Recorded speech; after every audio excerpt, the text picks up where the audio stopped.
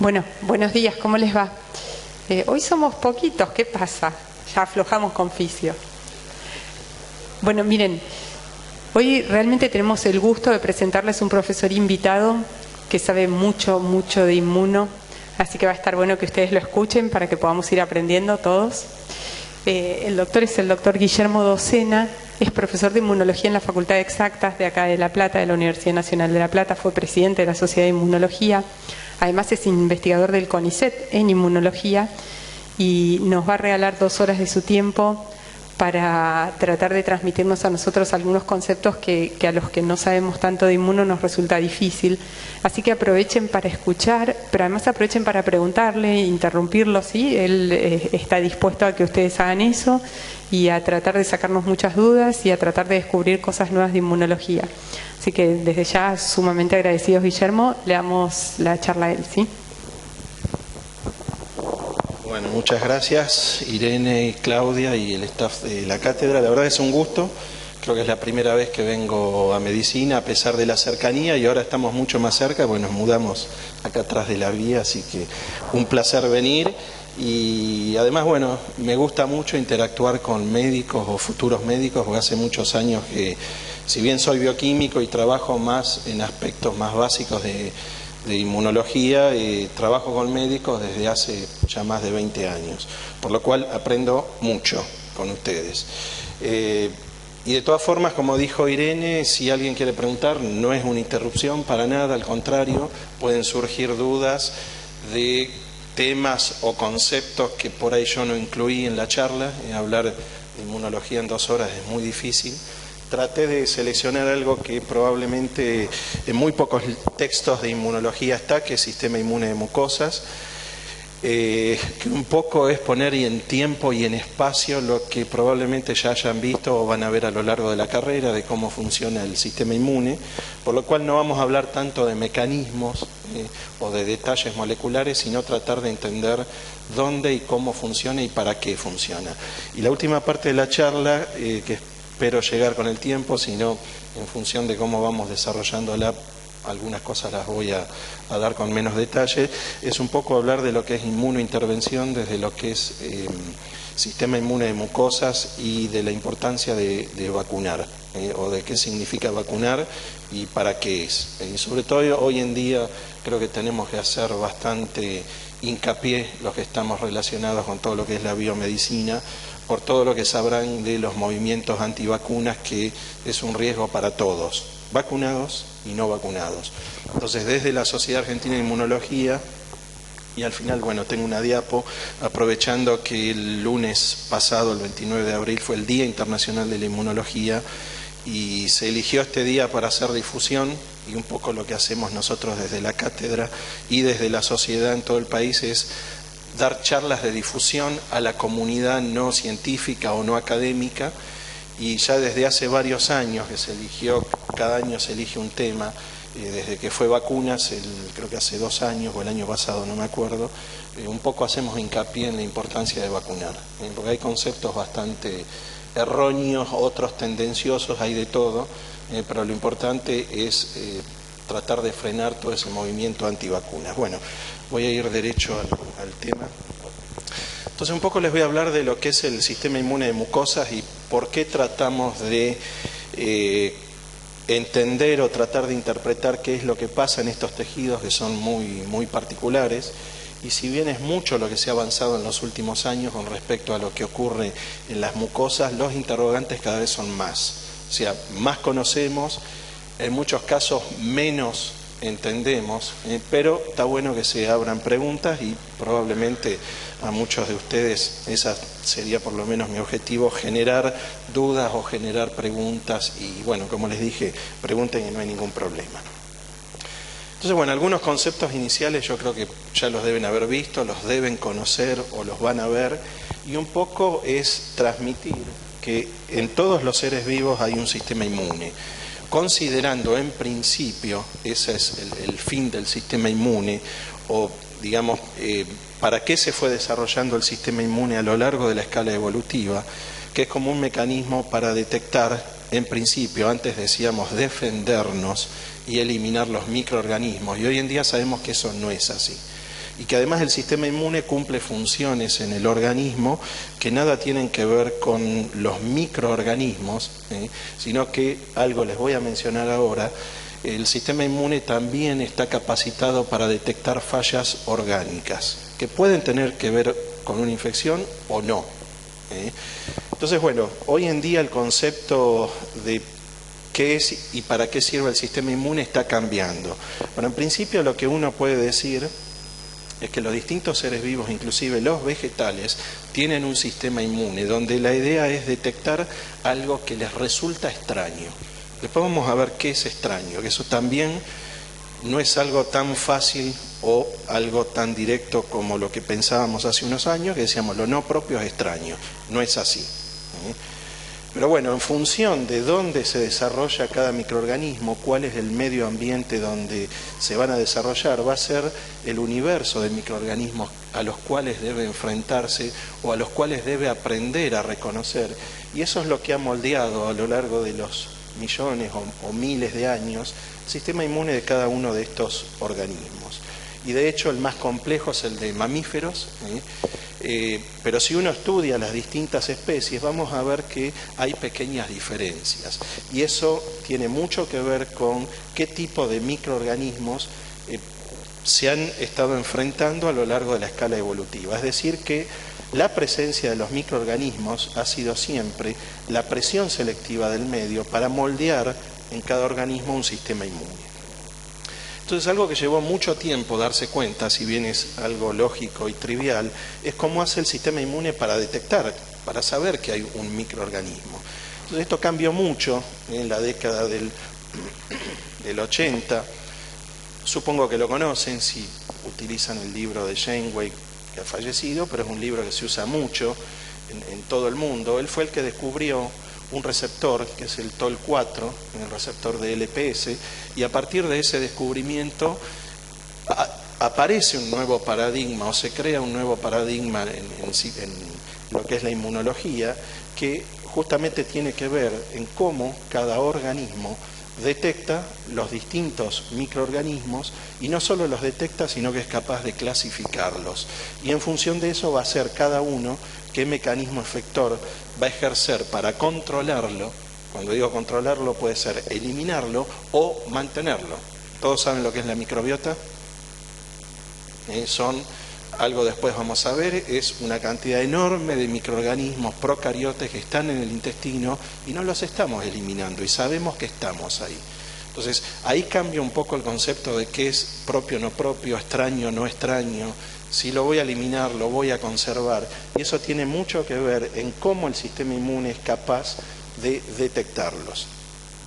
Entonces, eso también cambió lo que es clasificar o cómo vamos a estudiar el sistema inmune.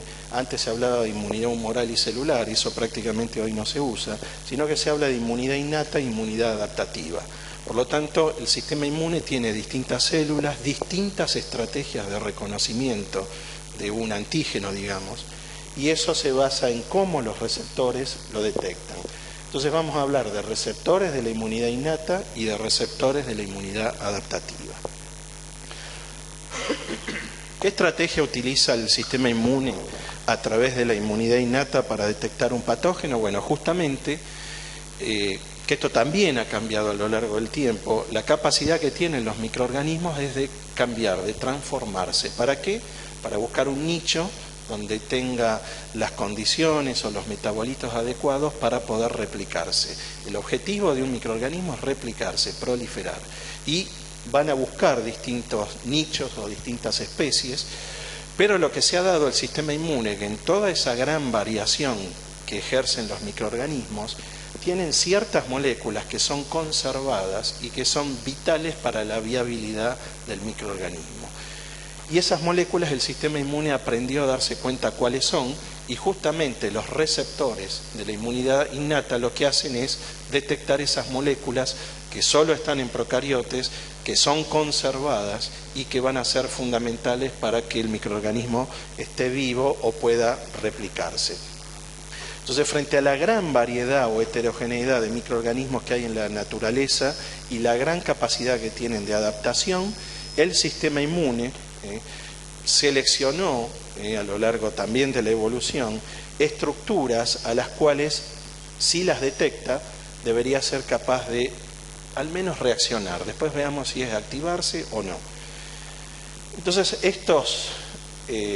estas moléculas que están conservadas en principio en patógenos, que eso fue lo que describió Janeway, moléculas que están en patógenos, se los llama PAMs. Estas siglas son del inglés, patrones moleculares asociados a patógenos, como el LPS, que fue el primero, pero después se dieron cuenta que esas moléculas no solo están en patógenos y no solo son vitales para un patógeno, sino que están en todos los microorganismos, y sobre todo en todos los procariotes. Entonces se los pasa a llamar MAMS, patrones moleculares asociados a microorganismos.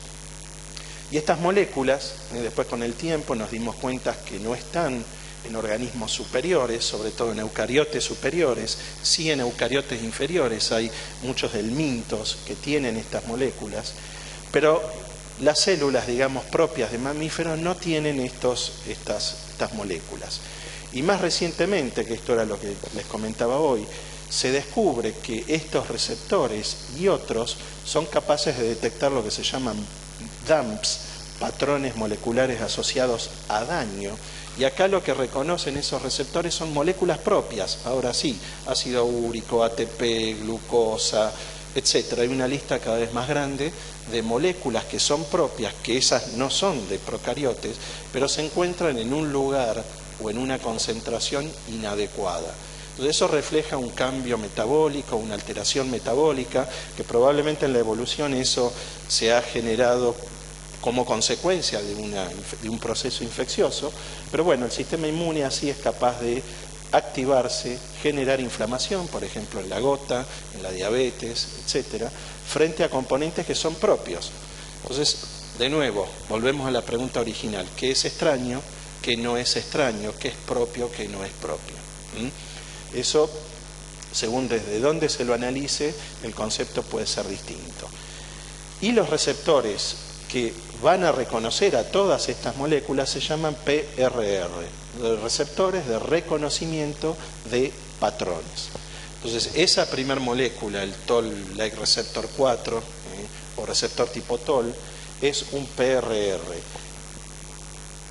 Estos receptores, ahora vamos a ver que hay varios, probablemente ya los hayan visto, son capaces entonces de reconocer, por ejemplo, si una bacteria gram positiva o gram negativa, es decir, con distinta composición en la pared externa, en la pared celular, estos receptores son capaces de indicarle al sistema inmune si es una bacteria o si es otra. Entonces, así es como clasifican a los microorganismos. El punto es que este fue el primer, como les digo, el Toll-4, ya que reconoce LPS en una célula, ya se sabía que LPS se unía a una molécula que se llama CD14, pero cuando, digamos, fueron a estudiar esta molécula y vieron que no tenía un dominio citoplasmático, no se entendía cómo, cuando el LPS se une al CD14, la célula que tiene este receptor se activa. Entonces, bueno, como muchos descubrimientos que surgen por azar, Janeway descubre en moscas, larvas de Drosophila, que asociado a CD14 hay otro receptor, y que cuando este receptor no estaba, las moscas, digamos, tenían problemas o se morían por infecciones por levaduras. Entonces, cuando descubren esta molécula asociada a CD14, describen distintas características, una región extracelular, una región transmembrana y un dominio intracelular, y lo que ven que esta molécula es muy parecida al receptor de interleuquina 1, que es una citoquina proinflamatoria muy descripta. Entonces dicen, bueno, si tiene una estructura parecida a interleuquina 1, que interviene en la activación e inducción de un proceso inflamatorio, probablemente esta molécula también tenga que ver en lo mismo, y así es como se descubre el rol de Toll-4, se lo llamó así, como un sensor o un detector de LPS a través también de CD14. El punto es que frente a un estímulo o una injuria extracelular, esta molécula media la activación de esta célula, la inducción de señales de transcripción o de activación. Esta señal llega al núcleo, induce la la transcripción o la represión de la transcripción, por lo cual esta célula que se activa o que detecta algo va a cambiar su fenotipo, como vamos a ver, y también lo que produce o lo que deja de producir. Entre otras cosas, lo que va a producir son citoquinas, quimoquinas, moléculas de adhesión, que en general estas están todas involucradas en procesos inflamatorios. Es decir, que estos receptores de la inmunidad innata, al detectar un ligando o un estímulo o una injuria extracelular, hacen que esta célula lo detecte, se active y genere todo lo que es un proceso inflamatorio o la activación celular. Entonces, en principio, la función de estos receptores es reconocer. Ahora vamos a ver que es mucho más amplio de lo que les dije recién. Pero la otra función que es fundamental es activar a la célula donde está el receptor. Ninguno de estos receptores tipo TOL va a inducir la endocitosis, es decir, que la función principal es reconocer algo y activar. Y esta es la gran, digamos, el mecanismo efector fundamental de prácticamente todas las células de la inmunidad innata a través de estos receptores, que es inducir un foco inflamatorio. Y en algunas células en particular, como ahora vamos a ver, la otra gran función de estas células que se activan frente al reconocimiento es inducir la inmunidad adaptativa, es decir, activar sobre todo linfocitos T. O sea que tienen muchas funciones estos receptores, desde reconocimiento, generar un foco inflamatorio, hasta moldear o regular qué mecanismo de la inmunidad adaptativa se va a generar frente a un determinado microorganismo o patógeno. Entonces cada vez se están describiendo y descubriendo más receptores de la inmunidad innata que tienen esta función. Algunos son solubles, los han visto, los van a ver en la carrera, como las proteínas de fase aguda.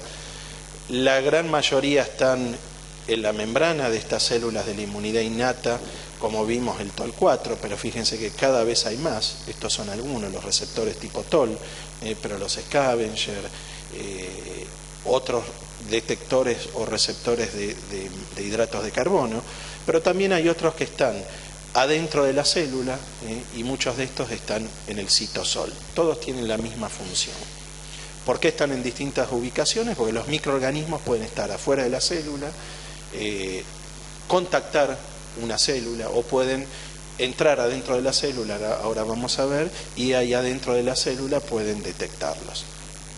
Entonces este fue el primer receptor, como les dije, que se detecta, el TOL4, muy similar al receptor de interleuquina 1, y después con el tiempo empiezan a identificarse otros receptores con la misma estructura, pero llamativamente los ligandos específicos de estos receptores, fíjense, LPS, flagelina, RNA doble hebra, DNA hipometilado, péptidoglicanos, lipopéptidos, etcétera, etcétera, etcétera. Es decir, estos son todas ligandos o todos componentes que no están en los eucariotas, están en los procariotas, y son justamente esas moléculas que hoy les mencionaba. Entonces este fue el prototipo, el primero, pero a partir de ahí, de la década del 80, se comienzan a describir todos estos receptores. No solo están en la membrana externa, sino también están en las membranas de las vesículas o en los endosomas. Un microorganismo puede entrar y alojarse aquí adentro. El dominio que antes era extracelular los va a detectar, y otros, como les dije, están en el citosol. Es decir, que los receptores de la inmunidad innata saben perfectamente si un microorganismo está fuera o está dentro, y si está dentro está en el citosol o adentro de una vesícula. Y así es como detectan y clasifican qué es lo que hace el microorganismo. Y como les dije, esto después lo van a tener, cada uno de estos TOL detecta ligandos distintos. Son distintos, pero son todos de procariotes, y cada vez se siguen identificando nuevos ligandos. Entonces fíjense lo que hace una célula de la inmunidad innata, que en su superficie no va a tener un solo receptor de este tipo, sino varios, un conjunto de receptores. Cada uno va a inducir una señal de activación. Entonces, cuando una célula de este tipo detecta un microorganismo, lo que ocurre acá adentro es muy complejo.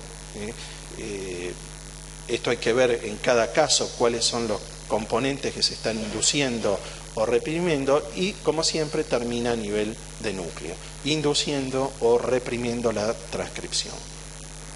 Y a su vez, si se combinan estos distintos receptores, se puede ampliar inclusive el espectro de reconocimiento.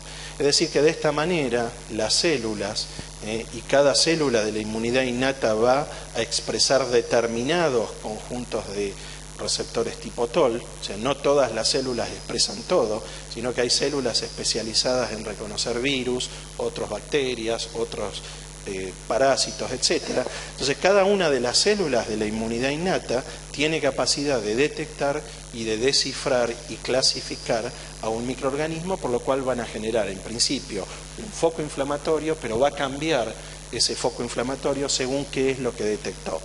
¿Y en qué se va a diferenciar ese foco inflamatorio? En las citoquinas y en las quimoquinas. Es decir, las células que atraigan y qué células voy a activar. Por lo tanto, el foco inflamatorio generado por la inmunidad innata va a depender de las características del microorganismo que está detectando en ese momento. Así es como funciona una célula de la inmunidad innata. Entonces, esta célula que detecta y descifra al microorganismo va a generar un foco inflamatorio por la activación de la misma, pero además, en ese foco inflamatorio, lo que va a hacer es activar a un linfocito T. Entonces siempre partimos, o esto al menos, el mensaje es que el receptor de la inmunidad innata es el que inicia todo y el que regula qué es lo que se va a generar. Entonces fíjense, si esto es una curva esquemática, obviamente, de la cantidad de un microorganismo en función del tiempo, cuando invade un organismo, uno esperaría que si es un patógeno ocurra esto, si es un patógeno. Si es un comensal, si es un microorganismo de la microbiota, una vez que invade, tiene que estar vivo para replicarse, va a permanecer constante en el tiempo, o no, dependiendo cada uno. Pero para un patógeno, y para eso es lo que se desarrolla el sistema inmune, uno espera que ocurra esto, que se lo controle o que se lo elimine. ¿Por qué ocurre eso? Porque por detrás, en el organismo, existe un sistema inmune que funciona, de nuevo, si uno grafica la intensidad de la activación o la inducción del sistema inmune en función del tiempo, esto es lo que uno esperaría en lo que llamamos homeostasis, o en lo que esperamos que se produzca una activación como corresponde, regulada y fisiológica del sistema inmune. Y esto, fíjense que los perfiles cambian con el tiempo, porque justamente hoy en día se sabe que en cada etapa de la activación del sistema inmune, los mecanismos que se inducen son distintos. Entonces, a tiempo cero, cuando contactamos a través de estos receptores de la inmunidad innata a un microorganismo, fíjense que la intensidad es constante y baja. Por eso muchos años, o durante muchos años, se consideraba que la inmunidad innata era no específica, poco importante, de muy baja influencia en el resto del sistema inmune, y hoy en día sabemos que es todo lo contrario. Lo que ocurre acá va a definir qué es lo que ocurre en todo esto, en función de lo que vimos recién. Entonces, a partir de tiempo cero empieza a operar lo que son los mecanismos de la inmunidad innata.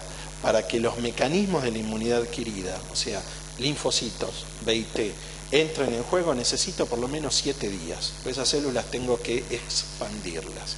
Eso no lo vamos a ver mucho hoy. Pero digamos que las células que operan acá no están, las tengo que, si bien se están generando en órganos linfoides primarios, en médula ósea y timo, esas células tengo que expandirlas porque hay muy pocas células con una determinada especificidad. En cambio, estas células están siempre, eso es fundamental.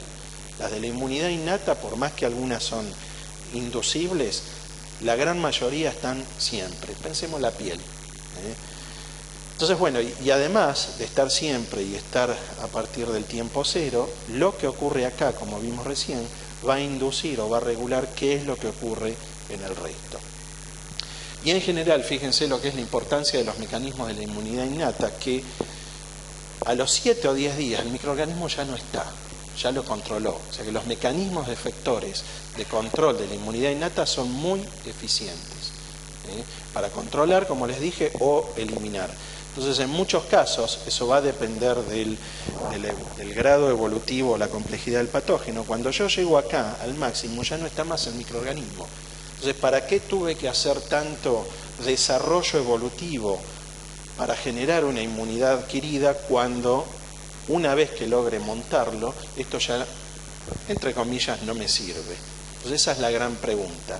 Sabemos que todo lo que son organismos invertebrados solo tienen inmunidad innata y se las arreglan, pero ya los vertebrados tuvieron que desarrollar los mecanismos de inmunidad adquirida. Entonces la pregunta es ¿para qué?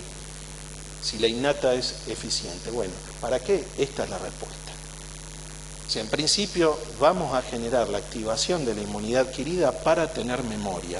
Es decir, que el sistema inmune sepa si vuelvo a enfrentarme a ese microorganismo que ya lo vi, y justamente se llama memoria porque va a reaccionar distinto. Más intensidad, menos tiempo. Esa es la memoria inmunológica y esa es la gran diferencia entre inmunidad innata y adquirida, vertebrados o invertebrados. Y lo que estamos tratando de entender en los últimos años es cómo las distintas células se pasan la información de una célula a otra para que acá se genere el mecanismo efector adecuado, pero sobre todo aquí se genere el mecanismo efector adecuado para reconocer y eliminar cuando me vuelvo a encontrar con el mismo microorganismo. Y esto hoy en día es muy importante, porque sabemos que obviamente que han seguido evolucionando los microorganismos y también probablemente esté evolucionando el sistema inmune de los organismos, pero hay muchos microorganismos que como mecanismo de patogenicidad hacen que el sistema inmune funcione en forma desregulada o como no corresponde y se generen mecanismos efectores que no son protectores. Esos son algunos patógenos más evolucionados, si quieren, que lo que hacen es desviar el sistema inmune. Pero bien, para que esto funcione como corresponde, no haya daño, o sea, haya una inflamación aguda que combate al microorganismo, pero después el tejido recupere la fisiología normal, necesitamos que haya inflamación, y esa inflamación también tiene como función no solo que todo esto funcione como corresponde, sino también regular esos mecanismos o células que se van induciendo.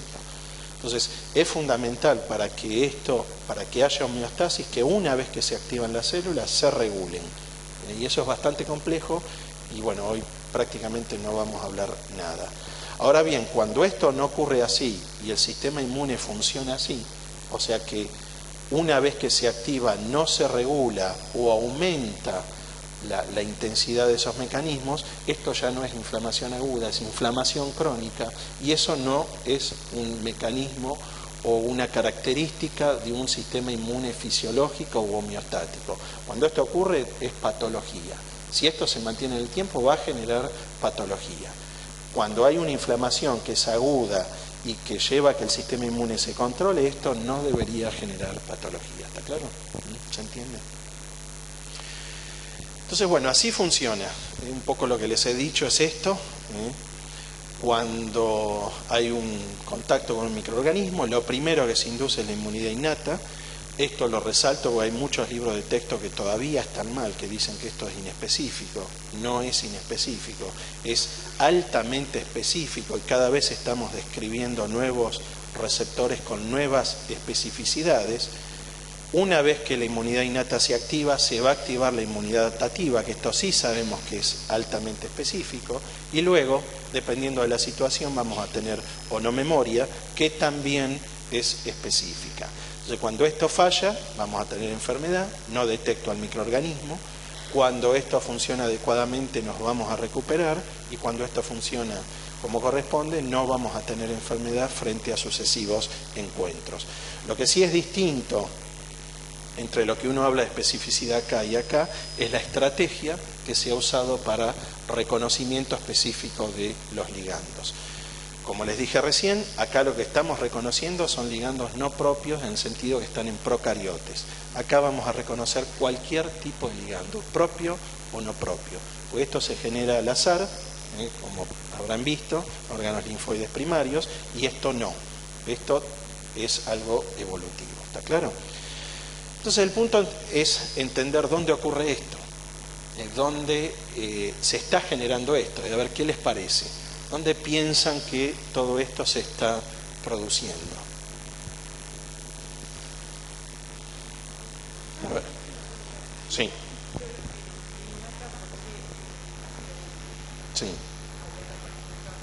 cristales de ácido úrico. Sí. Sí.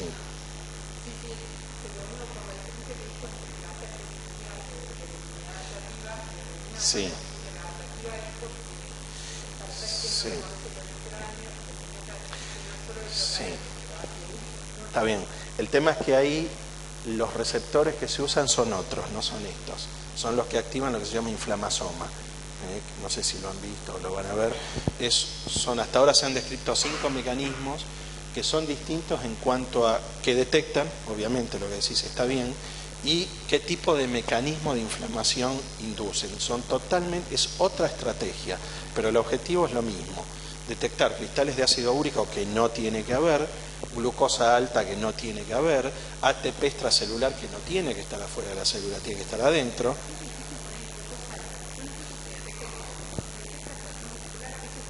Sí, pero esos no son patrones moleculares. O sea, esos no son ni PAMP ni MAM, son DAMP. Detectan niveles, concentración, sensa concentración. Sí. Y esos son los mecanismos que se llaman de inflamasoma, que son 4 mecanismos, los receptores son distintos y, digamos, la estrategia de reconocimiento es distinta, pero la finalidad es la misma: detecto algo y genero inflamación. El sistema inmune se dé cuenta que hay algo raro, pero no es lo mismo que detectar un microorganismo. Bueno, si les nombro detalles de los receptores, son siglas, NLRP3, no tiene sentido, pero es otra estrategia. Sí, el tema es describir qué es un DAMP. E inclusive lo que se está viendo es que estos DAMPs también de alguna manera deberían activar un receptor de la inmunidad innata como esos, pero eso no se sabe bien. Son 2 señales que necesita la célula para activar un inflamasoma.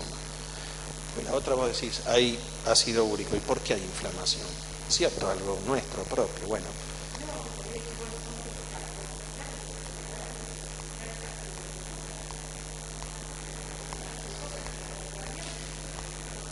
Sí, pero tenés que tenerlo sostenido en el tiempo. El ATP, lo mismo. Si hay un montón, el listado es cada vez más grande. Y que se describen que van por la vía de inflamasoma, que se llama inflamación estéril, justamente porque no hay una infección, y que no va por la otra.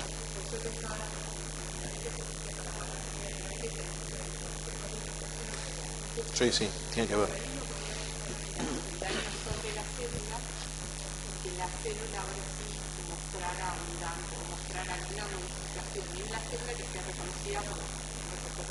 Y ojo que eso también puede pasar. Síndrome metabólico es esto.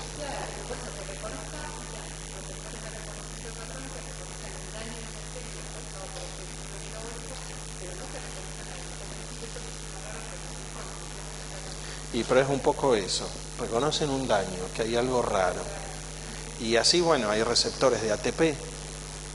CD39, CD74 son 2 receptores que actúan conjuntamente mirando hacia afuera, y afuera no tiene, y hay ATP, porque siempre hay daño, pero si ahí tenés una cantidad elevada y sostenido en el tiempo, va a generar un daño por inflamación, porque la otra es esa: si es una inflamación aguda, un pico, no va a generar daño o patología. Si se mantiene en el tiempo, ahí sí. Igual ya les digo, lo de inflamasoma es reciente, debe tener menos de 10 años y todavía se siguen describiendo nuevas rutas porque hay situaciones que no se pueden explicar. Hay 2 marcadores, si quieren, que uno puede decir: acá se está activando inflamasoma, que es interleuquina 1 beta e IL-18, interleuquina 18.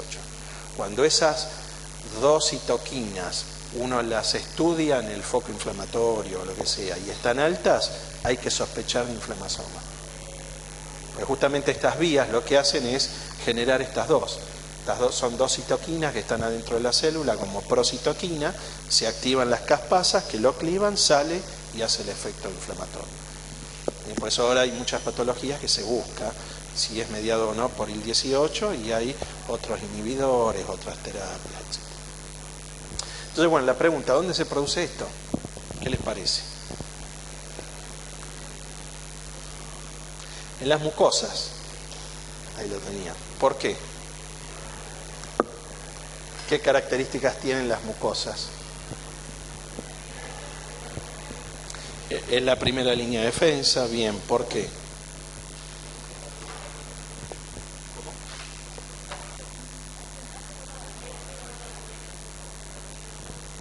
Bien, muy bien, eso es lo que vamos a ir viendo ahora.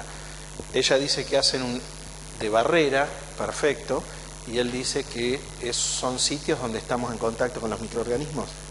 Bien, es eso, justamente. Ahora vamos a ver que otro aspecto evolutivo de los microorganismos es cómo entran al organismo. Por la piel, ¿cuántos microorganismos pueden atravesar la piel? Me sobran los dedos de la mano, creo, ¿no? No son muchos. Entonces, bueno, ¿cómo invaden? Bueno, se han dado cuenta que hay sitios donde es más fácil o es más permeable. Eso se lo llama mucosas. Y la piel, si bien vamos a ver que técnicamente no es una mucosa, cumple las mismas funciones. Fíjense, esto es, si quieren, llamativo en el sentido de que si esto es un adulto, la superficie promedio de la piel es 1,8 metros cuadrados. Y fíjense, las mucosas tienen 200 veces más superficie expuesta con respecto a la piel. ¿Y eso para qué? Porque las mucosas es el sitio donde se produce intercambio de cosas, de nutrientes, de gases, de metabolitos, sustancias tóxicas, etc. Esa es la función principal de las mucosas, absorber y secretar. La piel, como les dije, y las dos mucosas más importantes son estas, en cuanto a extensión. De esos 400 metros cuadrados, 300 son de tracto gastrointestinal, sobre todo intestino, y el resto es árbol respiratorio, sobre todo bronquios, alvéolos, etc. O sea que todos esos 400 metros cuadrados están prácticamente restringidos aquí, donde la función principal es absorción de nutrientes o intercambio de gases. Entonces se define técnicamente una mucosa como está acá, porción de un tejido en una cavidad que comunica con el exterior y secreta mucus, de ahí viene. La piel no es que comunica, sino que está en contacto con el exterior, no se secreta mucus, pero se secretan otros componentes, por lo cual técnicamente no sería una mucosa, pero vamos a ver que funciona desde el punto de vista del sistema inmune como una mucosa. Entonces, estos son todos los órganos donde se cumple esta definición, funcionan como mucosa. Y hoy en día sabemos que además de esas funciones de intercambio, o sea, de una función metabólica, es la interfase, como dijeron, entre el medio ambiente y el medio interno, pero esto es fundamental. Hay un gran y permanente contacto con microorganismos, sobre todo vamos a ver algo de microbiota, desde que nacemos no, ahora sabemos que desde que antes que nacemos tenemos una microbiota intrauterina, y esto es fundamental. Todo lo que comemos es antigénico, todo. Vegetal, animal, de otra especie. O sea, el sistema inmune lo reconoce como antigénico, si quieren como extraño. Entonces todo esto determina que las mucosas, inclusive la nasal, la respiratoria, estén en un contacto muy intenso y durante mucho tiempo con antígenos, o si quieren, sustancias extrañas, sustancias que las reconoce como extrañas. Entonces, ¿qué se han dado cuenta algunos microorganismos, y por eso los llamamos nosotros patógenos? Que por ahí podemos entrar, es una vía más permeable para entrar al organismo. Hoy en día está en discusión que es más evolucionado, si un comensal o un patógeno. Hay muchos ejemplos de patógenos que evolucionan de comensales. Tengo un microorganismo comensal, genera o desarrolla un mecanismo para invadir, se transforma en patógeno, pero es el mismo microorganismo que está en microbiota y no me hace nada. Cuando toca la mucosa es patógeno. Entonces ahí de nuevo, ¿qué es comensal, qué es patógeno? No es tan claro.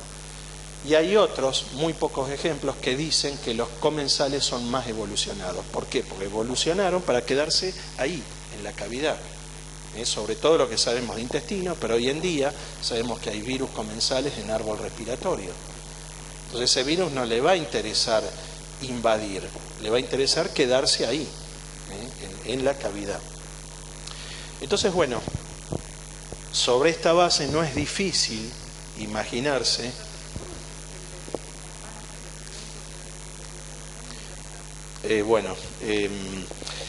Esas son todas las nuevas teorías. En la glándula mamaria también, en la leche hay microbiota. Bueno, sí, y hay no es estéril. Todo lo que es mucosa hoy en día hay una microbiota asociada. Hasta ahora, lo que se ha descrito es el que lleva la microbiota es la célula dendrítica. Ahora vamos a ver que entre las mucosas están conectadas. Por eso, según las características de la microbiota intestinal, yo puedo tocar las otras microbiotas. Todavía pensar en un tratamiento es una locura, porque no sabemos qué pasa en el intestino. Pero sí sabemos que si yo toco el intestino, cambio sistema inmune en sistema nervioso central. ¿Qué tiene que ver? Durante la lactancia hay células dendríticas que solo ahí migran de intestino a glándula mamaria y llevan adentro microorganismos. Hasta ahora yo no lo vi que esté descrito en útero, pero es probable que sea eso. Pero que hay microbiota.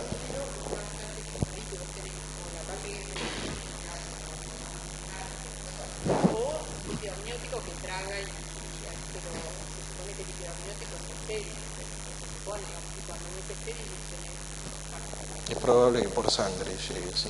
Y sí. De hecho, todo lo que es el sistema inmune de mucosa asociado a útero es bien tolerogénico. Y hoy en día sabemos que para que haya tolerancia tiene que haber microbiota.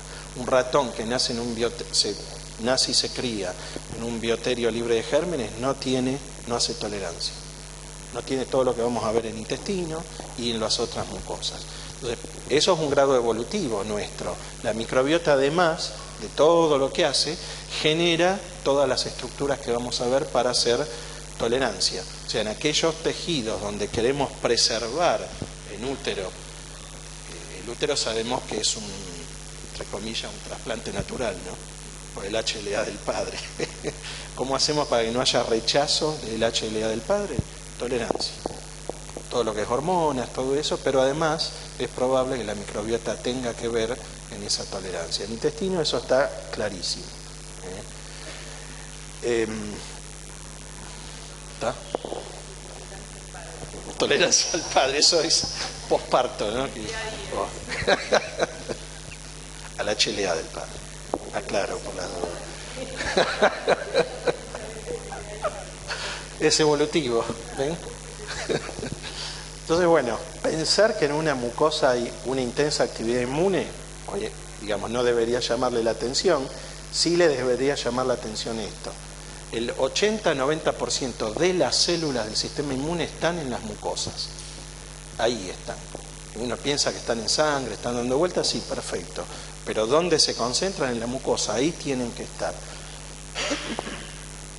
Entonces, para que una mucosa funcione en homeostasis, es decir, se induzca un proceso inflamatorio cuando hay un microorganismo y desaparece cuando no lo hay, para que vuelva a recuperar la fisiología, esto es bastante complejo. Hay interacción entre esa enorme cantidad de células inmunes con células no inmunes y sobre todo, como dijimos recién, con procariotes. Entonces, eso es muy complejo, se está tratando de entender, se sabe bastante, pero hay muchos interrogantes de cómo se produce esta interacción. ¿Por qué? Porque para que las mucosas puedan hacer esto, tengo que tener un estado basal de inflamación. Si no hay inflamación, las células epiteliales forman una barrera como la piel, prácticamente impermeable, y no estaríamos favoreciendo esta que es la principal función. Entonces hay un equilibrio. Entonces, ¿cómo alcanzo ese equilibrio? Con un estado basal de inflamación. Ahora, ¿qué es un estado basal de inflamación? Bueno, eso es lo que tiene que estar perfectamente controlado. Que haya una permeabilidad, pero que sea selectiva. Patologías donde yo pierdo esa permeabilidad, por lo que sea, se pierde la barrera, etcétera, enfermedad de Crohn, colitis, etcétera, celiaquía. Esto no es un estado basal de inflamación, es una inflamación crónica y eso es patología. Entonces, entender esto no es fácil, pero sí sabemos que tiene que haber inflamación, por lo cual la regulación de todo esto es fundamental.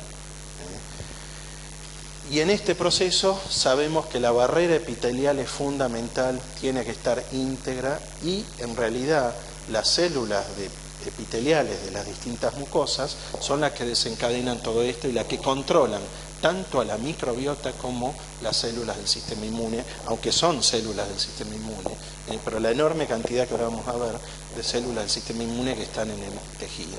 Entonces, esa célula es fundamental. Y vamos a ver que en muchos tejidos donde esto funciona como un órgano más adaptado al intercambio, esa célula epitelial es una monocapa, una sola célula, intestino, bronquio, etcétera. Una sola célula que nos separa de toda esa enorme cantidad de microorganismos. Y otros, como la mucosa oral o el tracto genitourinario, no es una monocapa, sino que es un pluriestratificado y bueno, y también tiene funciones como dijimos antes. La otra gran característica que es fundamental para que esto funcione como corresponde, Bárbara, gracias, es una propiedad que tienen las células del sistema inmune que es migrar. Y esto también es fundamental que sea realizado en forma regulada, es decir, que migre cuando tiene que migrar y que vaya a donde tiene que ir. Por eso las células del sistema inmune lo hacen en forma altamente regulada y es fundamental para que todo el organismo funcione en forma adecuada. Entonces, esta es la vida de un linfocito T, esto es lo que hace un linfocito T, que tienen idea cuánto dura un linfocito T, o sea, se genera en médula ósea y timo, sale a circulación y cuánto tiempo dura, cuánto vive.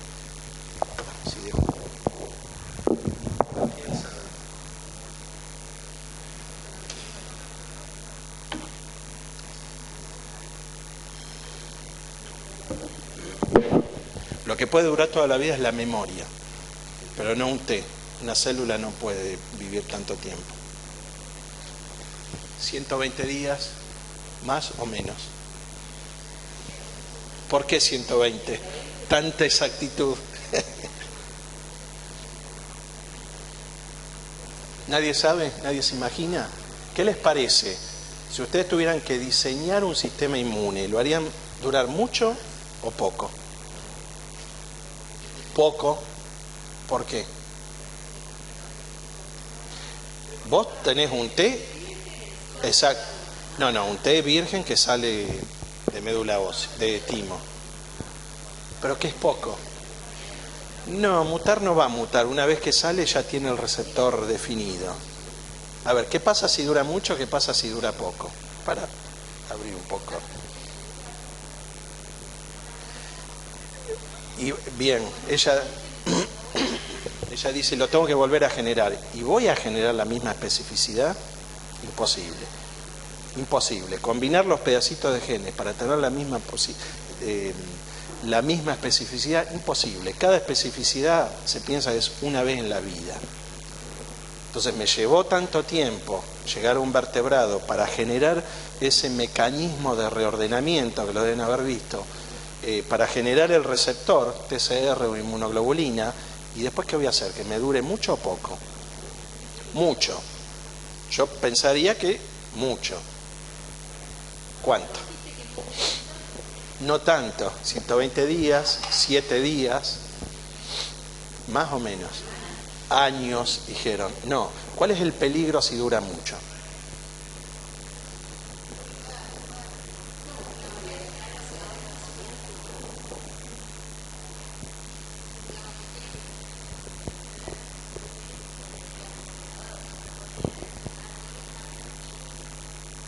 Seguro, la idea es que sea reactivo. La idea es que yo lo genere. No, una vez que se activa se muere. Se disparan los programas de apoptosis y se muere, ya está. Eliminó el patógeno, está.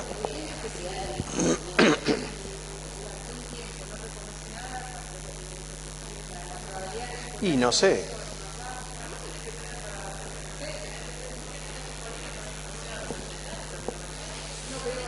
Pero el que generaste en la niñez, ponele, el que se generó hace 30 años.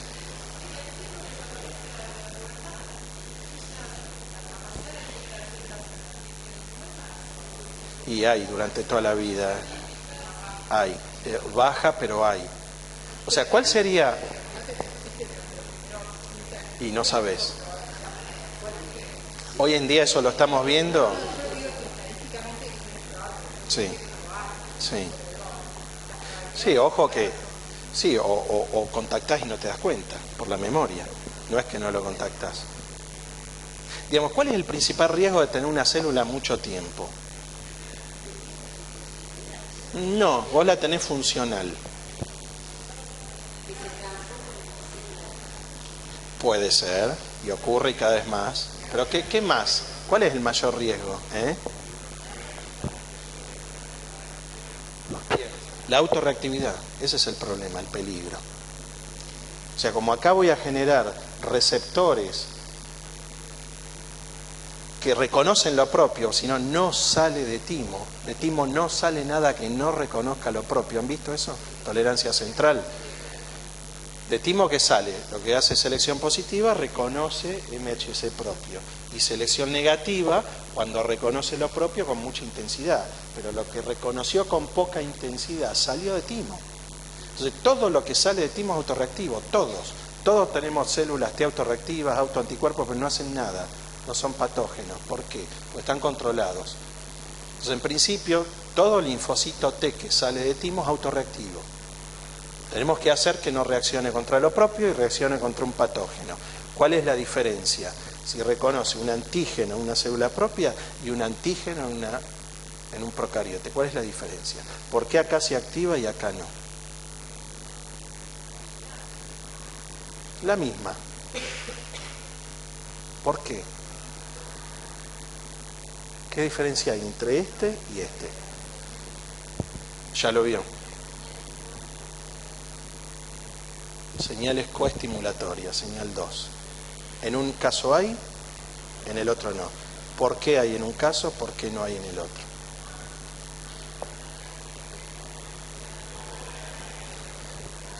Voy a cerrar la puerta.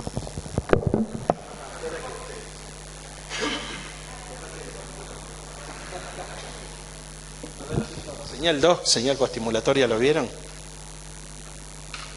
Bueno, o más fácil, ¿qué diferencia un antígeno? Sale un T que aprendió a reconocer, qué sé yo, una proteína de timo. La vio y salió, si no se murió. Selección positiva se muere.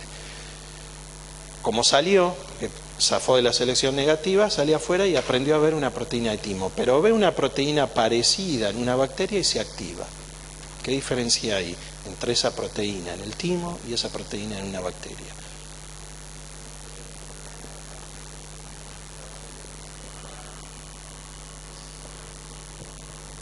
No. ¿Cuál? ¿Quién la desencadena?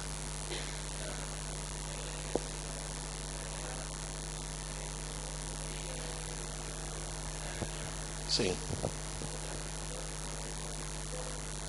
¿Y qué determina esa diferencia? Inmunidad innata. En uno hay ligandos de los receptores de inmunidad innata en la bacteria, el EPS, y en el otro no. O sea, en uno está la señal 2, una de las cosas que hace, si esta es la célula de la inmunidad innata que detecta con un TOL una bacteria y se activa, una de las cosas que hace es expresar la señal coestimulatoria. CD80, CD86, etc.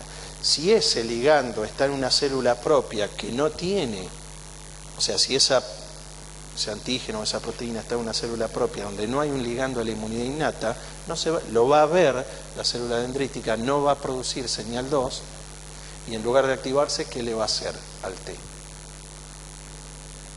Hace que sea un T regulatorio. Fíjense la importancia de la inmunidad innata y de esos receptores. O sea, ¿era despreciable la inmunidad innata como se pensaba? No, es fundamental.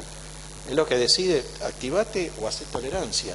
Y todo lo que sale de acá, de timo, que va a estar en sangre, todo lo que es B y T virgen, el único lugar donde va a estar es en sangre, lo que va a hacer es buscar el ligando. ¿Dónde va a buscar el ligando? En los órganos linfoides secundarios. Porque como les dije hoy, cada especificidad, ¿cuántas células la van a tener? Una, dos a lo sumo, que reordenen igual. Entonces va a tener una célula buscando el ligando. ¿Lo va a encontrar en sangre? No.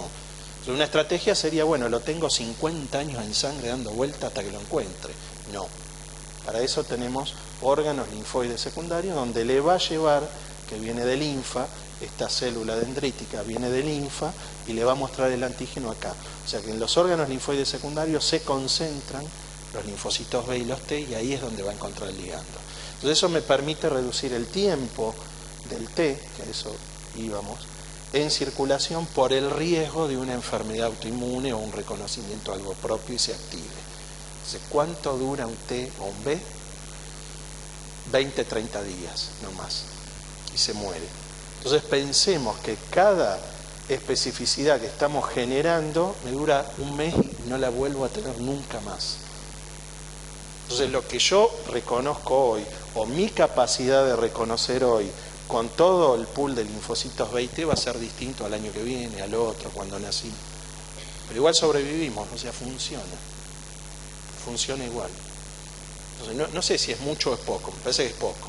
Mucho sería, si la memoria dura toda la vida, que un linfocito T dure toda la vida. No está mal pensarlo, no existe eso.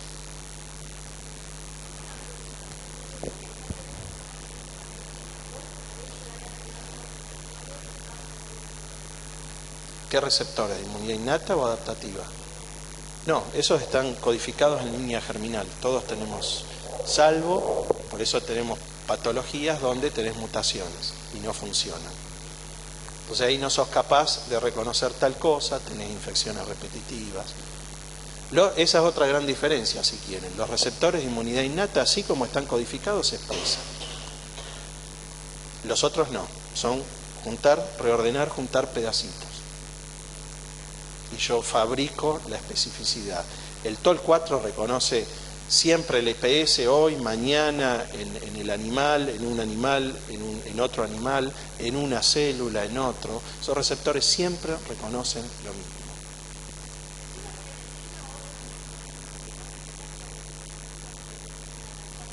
Y no estaríamos acá. o ahí tenés, o sea, en principio uno debería decir, si se activa el sistema inmune, lo reconoció la inmunidad innata, por un receptor que conocemos o por ahí todavía no sabemos que existe y hay que descubrirlo. Pero en principio, si uno pretende que un microorganismo sea reconocido, el que lo hace es la inmunidad innata. Si no hay inmunidad innata, no hay inmunidad adaptativa, no hay forma. No hay forma, puedo tener un B y después se va a activar, pero lo que necesito es un T. Y el T, la única célula capaz acá de activar a un T naive es la dendrítica, la única, porque tiene señal coestimulatoria adecuada, en cantidad adecuada, la señal 1, que es el TCR, o sea, el MHC del lado este, y la señal 3, que son las citoquinas que secreta. Entonces, la única célula capaz de activar un T naive es una dendrítica. Me van a decir, ¿un macrófago activa un T? Sí, pero no naive, de memoria. Tiene un umbral más bajo. ¿Está? Entonces, bueno, creo que con esto volvemos a la pregunta inicial. ¿Cuánto dura? Que no me acuerdo por qué venía eso, pero bueno. 20 a 30 días. Ya me perdí. ¿Está claro?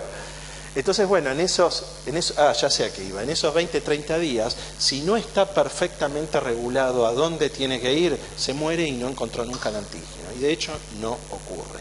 Entonces, como la velocidad, ustedes lo saben, la velocidad con que circula una célula por sangre es altísima, altísima, y recorre todo el organismo en forma permanente. ¿Y qué es lo que van haciendo? Entran a un órgano linfoide secundario, si no hay nada, salen. Entran y salen hasta que encuentran algo. Si no encuentran algo, se mueren. Entonces, todo esto, cómo entran y salen, está regulado. Y esto es lo que ocurre en las mucosas. En las mucosas, que es donde están los microorganismos, las células de la inmunidad innata lo van a detectar. Estas células, al igual que el linfocito, va a migrar, sobre todo las células dendríticas, y cuando migran, saben, si en una mucosa se activaron, que tienen que ir al órgano linfoide secundario regional o asociado. Ahí se activa y después saben que tienen que volver a la mucosa. Todo eso está regulado y es una propiedad que tienen las células del sistema inmune de migrar. Entonces, esto es lo que les decía hoy. Y así funcionan las mucosas. Las células que están en la mucosa inmunes y no inmunes. En la dendrítica es inmune. Si quieren un fibroblasto o cualquier célula del estroma o del parénquima es no inmune. O la célula epitelial, para mí es inmune, para muchos es una célula no inmune. Lo que hace es darle instrucciones a esta célula que ve el microorganismo acá para que migre. A medida que migre se va a transformar, se va a generar una célula presentadora de antígeno que se llama profesional, con capacidad de activar un linfocito T naive, y esta célula se muere una vez que se activa, y este T naive, una vez que se activa, prolifera, se expande y vuelve a cumplir la función a la mucosa donde se generó. Esto lo vamos a volver a ver. Y esto ocurre con todos los órganos linfoides secundarios. El tema es que los ganglios están asociados a tejidos periféricos a través de la linfa. El vaso es el filtro de la sangre, o sea que aquí se va a activar frente a microorganismos que están en la sangre. Y las mucosas funcionan como órganos linfoides secundarios. Son los menos organizados, los menos estructurados, pero ahora les voy a mostrar fotos donde no les va a quedar duda que la función que cumple este tejido en una mucosa, y tengamos en mente 400 metros cuadrados, lo que ocurre acá es lo mismo que ocurre en un órgano que está adaptado y funcionalizado para activar células del sistema inmune. Entonces, las mucosas son órganos linfoides secundarios o, en muchos casos, si quieren, terciarios. Se forman estas estructuras cuando aparece un patógeno o un microorganismo.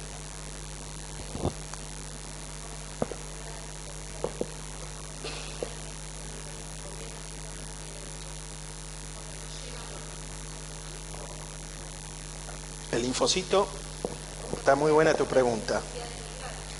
¿Por qué? El tema es que acá no tenés linfocitos. Vos tenés la dendrítica, sí está acá. La dendrítica está en sangre muy poco, y menos del 1%. ¿Por qué está en sangre? Porque es lo que migra. O sea, migra por linfa, pero también por sangre. Pero el linfocito naive nunca está en los tejidos. Y ahora van a ver, les voy a mostrar fotos, que esto está lleno de linfocitos. ¿Qué linfocitos? Los efectores y los memorias. Entonces, si todo esto no ocurre, si la dendrítica no le lleva el antígeno al ganglio, el B o el T no lo ve nunca, salvo que esté en sangre. Pero en ese caso necesito el vaso, porque si está disperso en sangre no lo voy a ver. Entonces, si no existiera esta capacidad migratoria diferencial, no funciona, el sistema no funcionaría. ¿Queda claro? Bien. Entonces, bueno, como les dije, esto lo voy a pasar. Todo esto está regulado por citoquinas y receptores, quimoquinas y receptores, y moléculas de adhesión, que hace que estas células que están en sangre, circulando a una velocidad altísima, es medio loco pensar que pueda salir de sangre e ir a un tejido donde está el foco inflamatorio. Bueno, eso está regulado por todas estas moléculas. Vamos a seguir. Entonces, fíjense, cuando les decía la mayor parte de las células están mucosas, es esto. Si yo acá coloreo con CD3, es decir, linfocitos T, fíjense la cantidad que hay. Y si voy a diferenciar CD4 de CD8, también enorme cantidad. Y lo que es llamativo es que los CD4 están en lo que se llama lámina propia, y los CD8 donde están intercalados entre las células epiteliales. Entonces la función es totalmente distinta. Pero en los dos casos es detectar algo y cumplir la función. Pero 70-90% de linfocitos T están en mucosas. Pero estos son efectores, se activaron en el ganglio y se van a morir, y memoria. Los naive no están acá, no deberían estar acá, están en sangre. Esto es un TCD8, fíjense, parece una dendrítica, pero esto es un T.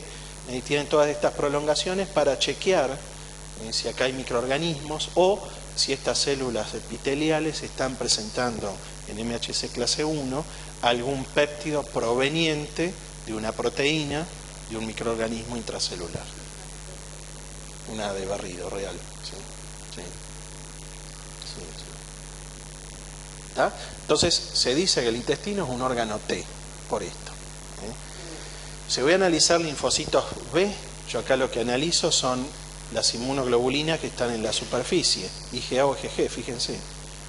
Estos lámina propia, estos son las criptas, estos colon, células epiteliales, lámina propia, fíjense la cantidad de linfocitos B o células plasmáticas con IgA. Esto es normal. O sea, no solo hay un montón de linfocitos B, sino también hay un montón de linfocitos, T, sino también linfocitos B. Y acá lo mismo que hoy. CD4 adentro, esto es intestino delgado, CD4 adentro de la vellosidad, y fíjense la cantidad de CD8 intercaladas entre las células epiteliales. Es lo mismo. O sea, básicamente en un intestino normal y en una mucosa como el árbol respiratorio, lo que principalmente hay es IgA. Por eso se dice que es el isotipo que está en las secreciones. Fíjense, si voy a analizar células dendríticas, CD11C, marcador de células dendríticas, la cantidad que hay en intestino, en placa de Peyer, donde debajo de las células epiteliales, está la luz. O sea, ¿hay células dendríticas en el tejido, en la mucosa? Sí, muchísimas. Ahí están, ahí es donde deben estar. ¿Para qué? Para detectar el antígeno, y cuando lo detectan, migran. También hay células dendríticas, que no hay tiempo de explicarlo, en otros tejidos o en otras porciones del tracto gastrointestinal, en lámina propia, porque esto era una placa de Peyer, ahora vamos a ver qué es. Pero esto es lámina propia, está lleno de células epiteliales, células dendríticas, perdón. Y estas son las distintas vellosidades, y las corto en forma transversal. Fíjense la cantidad de células del sistema inmune que hay en un tejido que en principio tiene otra función. Macrófagos igual, CD68, marcador de macrófagos lleno. Entonces, esto es lo que les decía hoy, las células del sistema inmune están en las mucosas, porque ahí está, acá afuera está el antígeno. Entonces, bueno, ¿cómo funciona esto para que sea algo regulado, que funcione, que se active cuando se tiene que activar y dónde se tiene que controlar y se regule? Bueno, se definen dos compartimentos funcionales en cualquier mucosa, que lo van a encontrar así, tejido linfoide asociado a mucosas. Lo que se llama el sitio inductivo, que es donde se inducen las células, y el sitio efector, que es donde las células que se indujeron, se expandieron y se activaron, van a cumplir la función. Entonces, ¿qué es el sitio inductivo? Son dos porciones, una que está en la mucosa y la otra que son esos ganglios, por ejemplo. ¿Sí? O sea, el sitio inductivo está formado por la mucosa más el ganglio regional asociado. El conjunto de estos ganglios se llama sistema común de expansión, ahí se expanden las células, y una vez que las células se expanden ahí, vuelven en principio al tejido donde se generaron. Entonces, ¿por qué es fundamental que este sitio inductivo tenga una parte, digamos, en la mucosa donde está el microorganismo? Porque ahí es donde se le imprime o donde se le da la información de dónde está el microorganismo, para que una vez que se active vuelva a cumplir su función en el mismo tejido donde se generó. Yo podría haber diseñado algo donde la célula se induce en el ganglio, pero una vez que se activa, ¿cómo sabe a dónde tiene que volver? Bueno, la célula lo sabe. En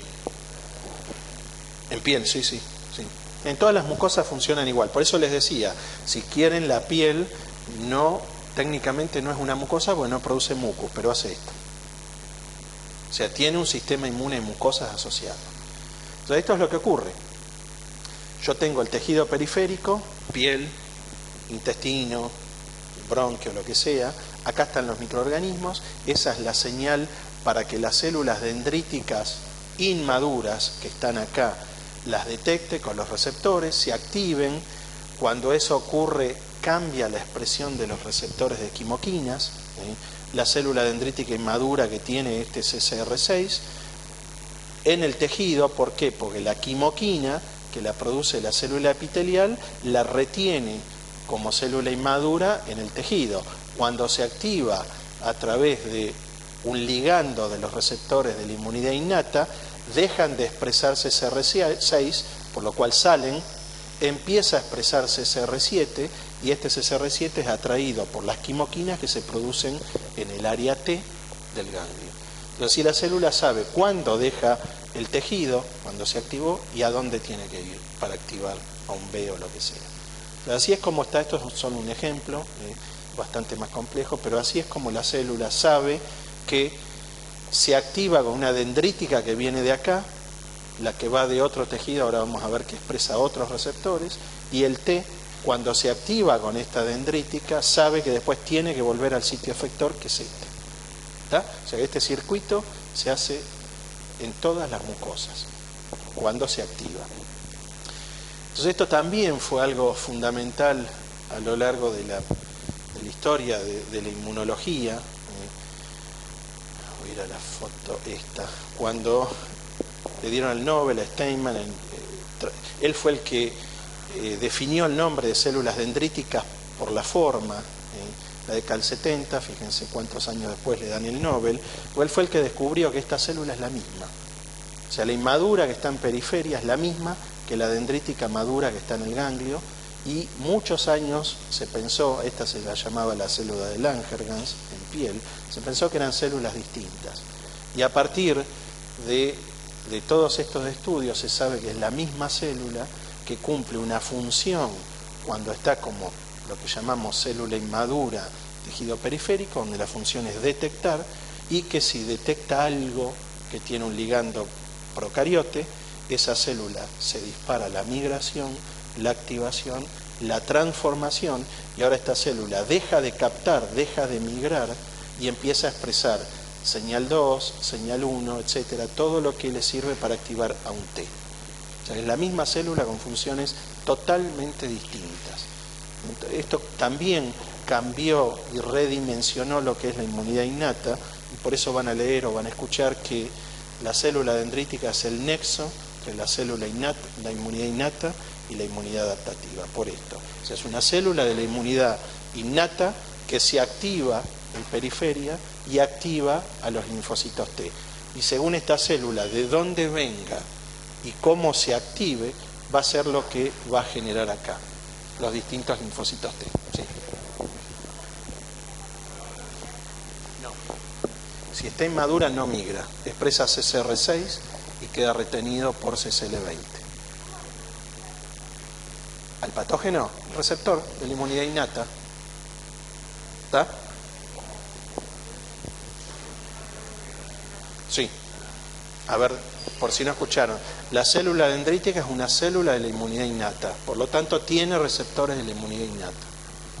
Entonces la única señal que, no sé si la única, pero la señal que le va a disparar todo este mecanismo es esto, procariote.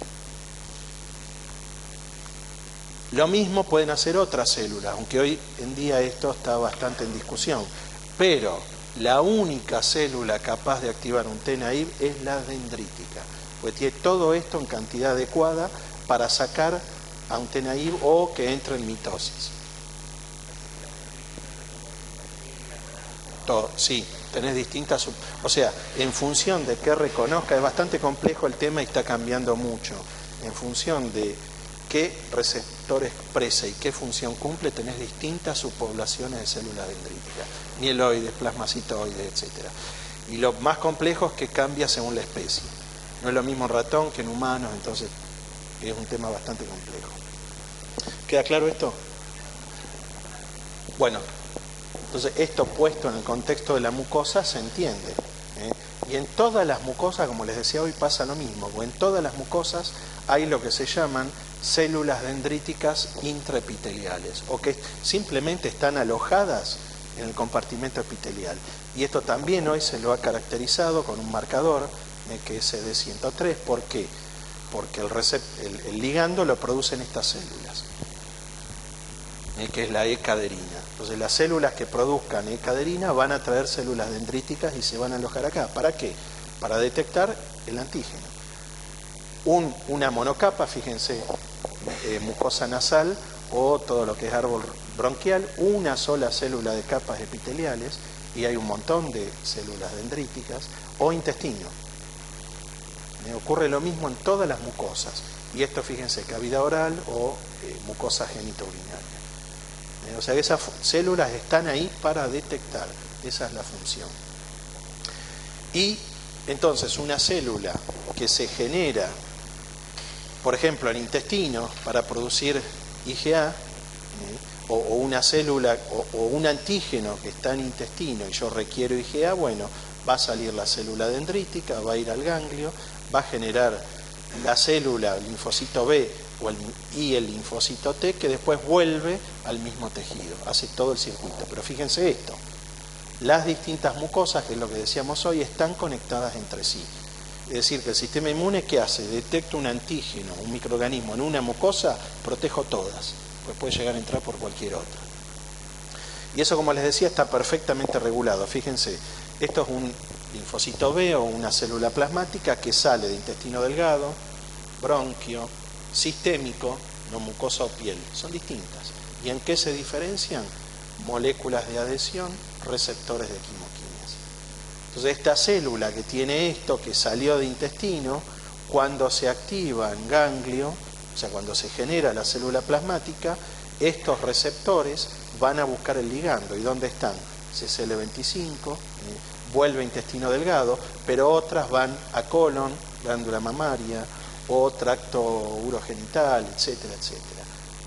O sea que tienen circuitos preferenciales, en general van a volver a donde se generaron, pero también pueden ir a otras, que lo tienen acá con el grosor de las flechitas. Entonces, esto es lo que permite proteger la mucosa donde está el foco inflamatorio o infeccioso. Se genera el sitio inductivo del árbol respiratorio, es la mucosa nasal.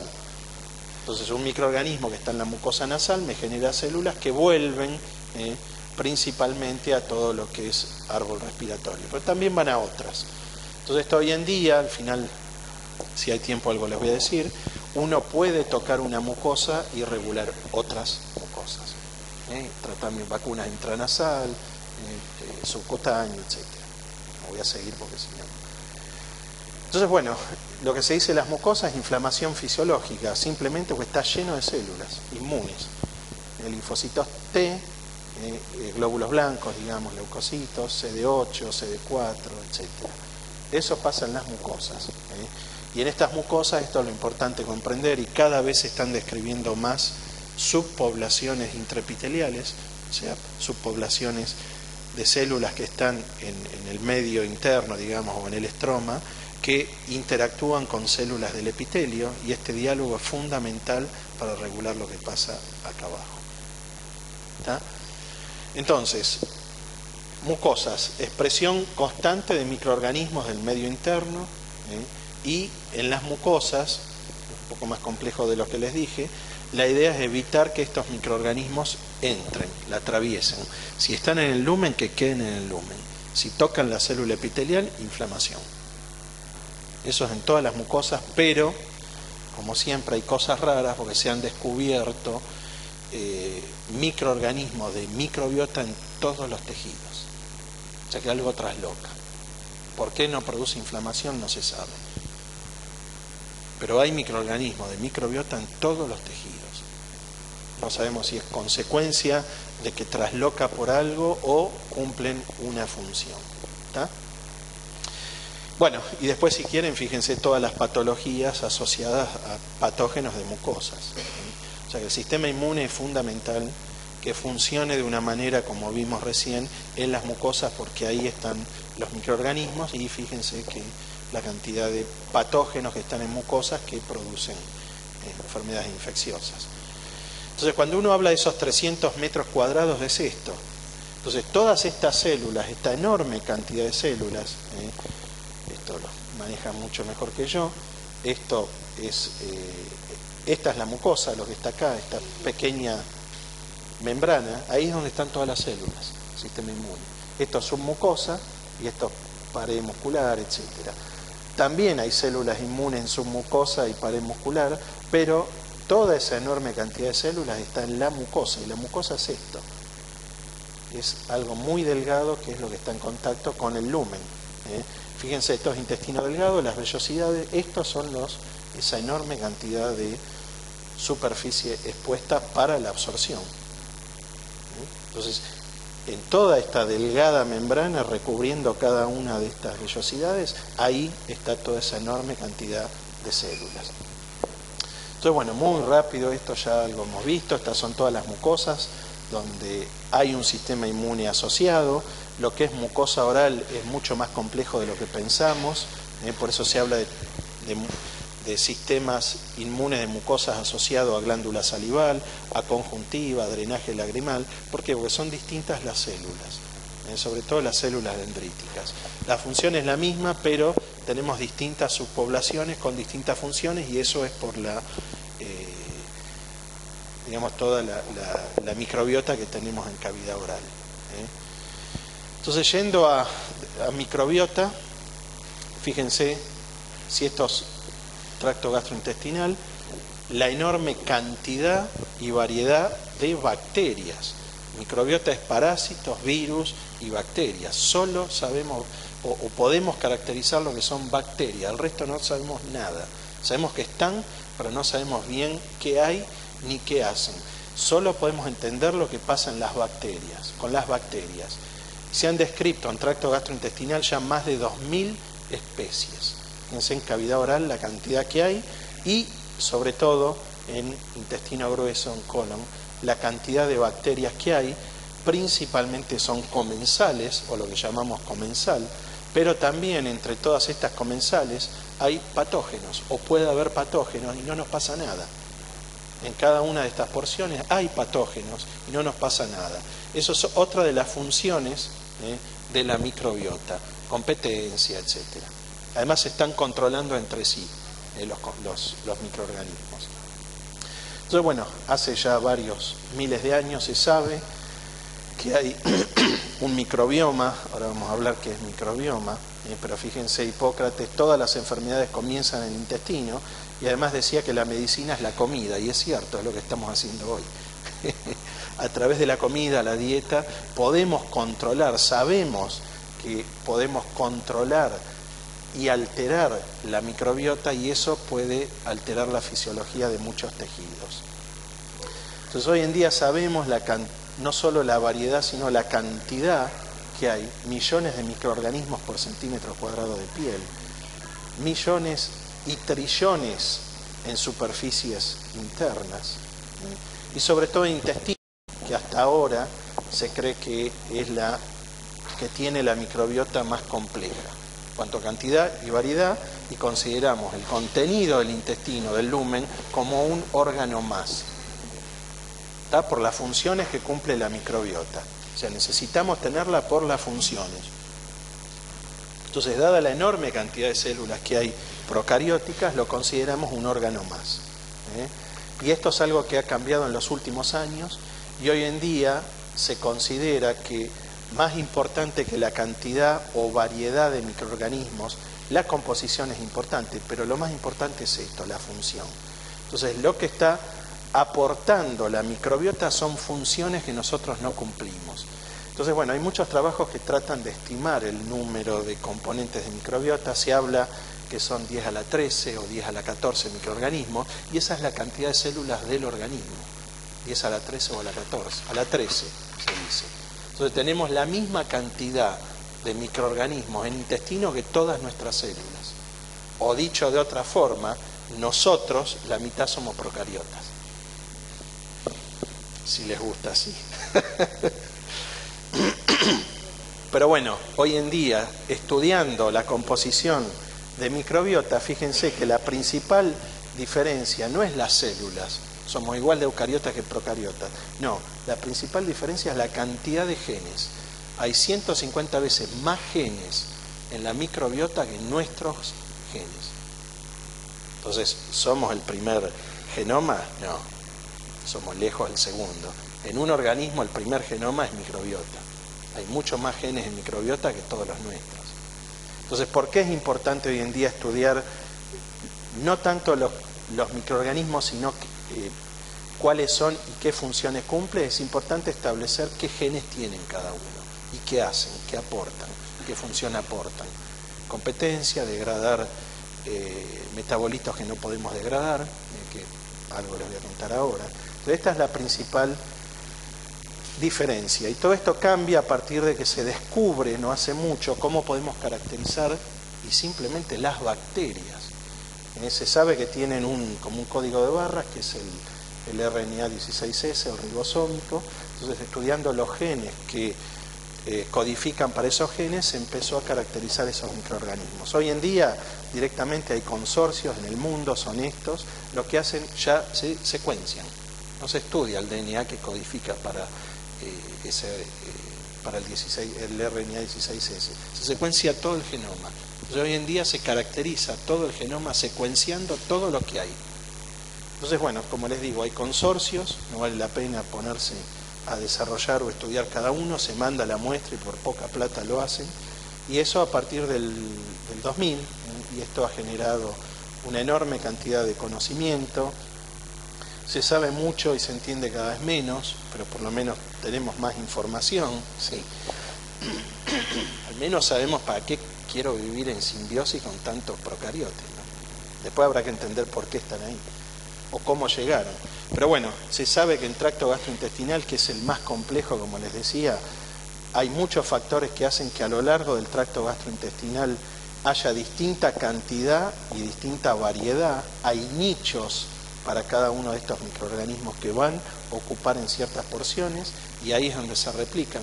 Por eso un probiótico o un microorganismo tiene que estar vivo, tiene que establecerse, colonizar y establecer un nicho. Y eso recién ahora algo se está empezando a entender. No tiene mucho que ver con lo que hay del otro lado, con el sistema inmune. En la piel ocurre lo mismo, eso era tracto gastrointestinal. En la piel se sabe que según la porción de la piel, la microbiota es distinta, la humedad, la temperatura, lo que se produce, etc. Entonces, esto también se está empezando a conocer, lo que llamamos cómo es la microbiota sana o fisiológica en cada mucosa. O sea que en piel tenemos microbiota y hay patógenos en piel que, si la piel está sana, están afuera. Cuando se altera por alguna razón, ahí estamos en contacto con los microorganismos de la microbiota y ahí se produce la inflamación. Pero normalmente la piel tiene todos los elementos para mantener un ecosistema por fuera. Y más recientemente apareció un consorcio que lo que está estudiando es, a medida que se va caracterizando esa microbiota sana, se está empezando a definir una microbiota enferma, o lo que se llama disbiosis. Es decir, una microbiota que está alterada, que uno la puede asociar a distintas patologías. Esto está cambiando mucho, se está estableciendo, es muy reciente, y esto a qué apunta: que si yo defino una microbiota sana y defino una disbiosis, yo sé que puedo tocar esa microbiota, probióticos, y restituirla. Y eso en muchos casos tiene efectos muy marcados, como el minto en esclerosis múltiple, que tiene que ver el minto acá con esclerosis múltiple. Bueno, eso se está haciendo, pero bueno, esto todavía hay mucho por recorrer, porque no es mucho lo que se sabe de microbiota sana y de disbiosis. Pero bueno, son muchas patologías que uno sabe que puede tocar la microbiota. Habrán escuchado trasplante de microbiota a punta de esto, y funciona bien, en cáncer también funciona. Entonces, esto es un poco lo que ya les dije, pero para tener una idea de lo que es la microbiota y cómo aprendimos durante la evolución a mantenerla, a convivir. La cantidad igual de células que nosotros, o si quieren, nosotros somos 10 a la 13 y son 10 a la 14, o sea, somos un 10% al lado de todo lo que hay ahí. Microbioma humano de 3 a 5 kilos, podemos estar contentos, que parte de nuestro peso no somos nosotros, son ellas. Claro, exacto, tienen una microbiota grande. Bien. Entonces, bueno, lo que les decía, somos, claro, la culpa, tiene a quien echarle la culpa, al marido, a la microbiota.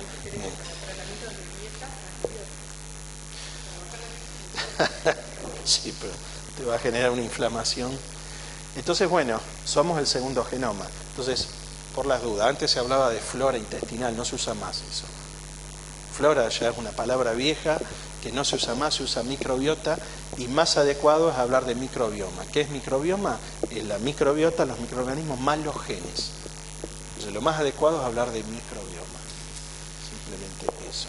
Entonces, bueno, en tracto gastrointestinal hay una distribución muy heterogénea, Esto es muy llamativo, muy llamativo, pero se sabe que el sistema inmune de mucosas que opera en la cavidad oral no es lo mismo a lo que opera en intestino delgado y no es lo mismo a lo que opera en colon.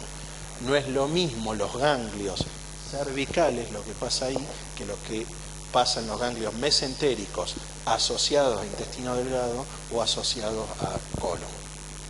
El sistema inmune está diferenciado según la porción y sobre todo según esto, según qué hay del otro lado. Entonces hay un control, creo que esto lo tenía. Bueno, esto ya se los dije. Y fíjense, esto es más llamativo. Cuando uno nace, que como les dije, ya tiene microbiota, no es como se decía antes, que a partir del nacimiento, según el parto, voy a tener una microbiota u otra, si es cesárea o es parto natural, según la forma de nacimiento, ¿no? Eso no es así. Ya se sabe que venimos con una microbiota de antes y el tipo de parto o cesárea la va a modificar. Y a partir de ahí cambia durante toda la vida. Entonces se dice que hasta que somos adultos jóvenes evoluciona, me lo puse acá, luego se mantiene bastante estable y en la vejez empieza a cambiar de nuevo. Eso es lo que se está proponiendo hoy en día. Entonces esto quiere decir que es una comunidad de microorganismos de un número elevadísimo, de una variedad enorme, pero es dinámica. Entonces pensemos cómo hace el sistema inmune para reconocer todo eso y adaptarse. A decir, esto no es patógeno, cambió pero es comensal. Entonces esa es la importancia o la complejidad del sistema inmune de las mucosas, detecta todo esto. Y hay situaciones donde uno, colitis del viajero, donde uno va a otro lugar, cambia la dieta, etcétera, tiene inflamación, diarrea, bueno, el sistema inmune se da cuenta. Está detectando cambios en la microbiota. Pero fuera de esos cambios no tengo inflamación, la estoy regulando. Entonces, bueno, esto es lo que les decía, esto es un intestino de ratón, distintas porciones, distinta histología, distintos nichos de colonización de las bacterias y distinto sistema inmune en cada porción.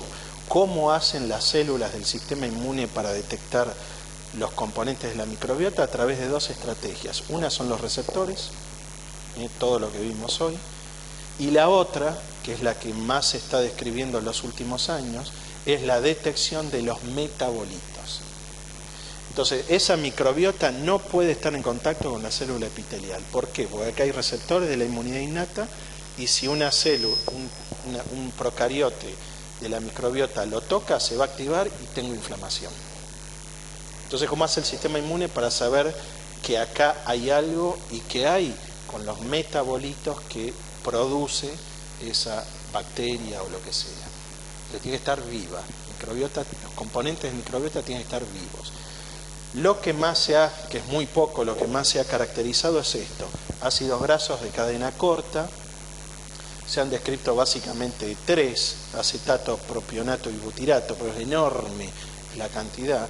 Y hay receptores de este tipo que están en la membrana de muchas células que tienen la estructura de un sensor. Entonces lo que hace es sensan qué es lo que se produce acá.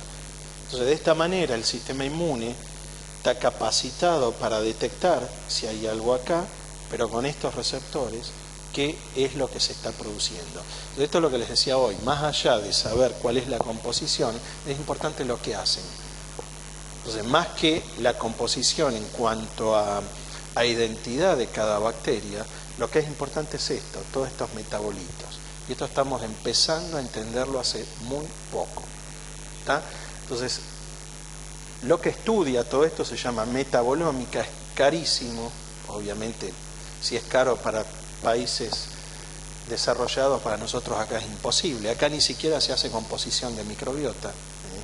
Pero bueno, hay muy pocos laboratorios que se dedican a caracterizar la composición de todos los metabolitos de lo que hay ahí.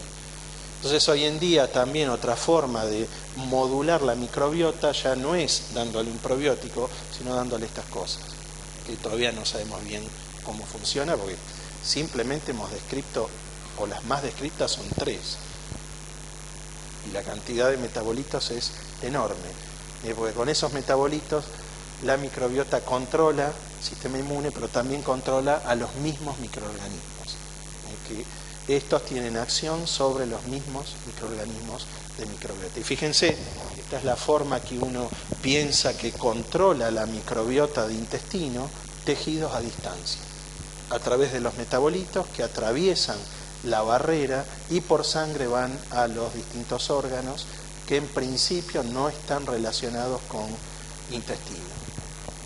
Esa puede ser una de las explicaciones. La otra es que en el intestino hay una inervación enorme.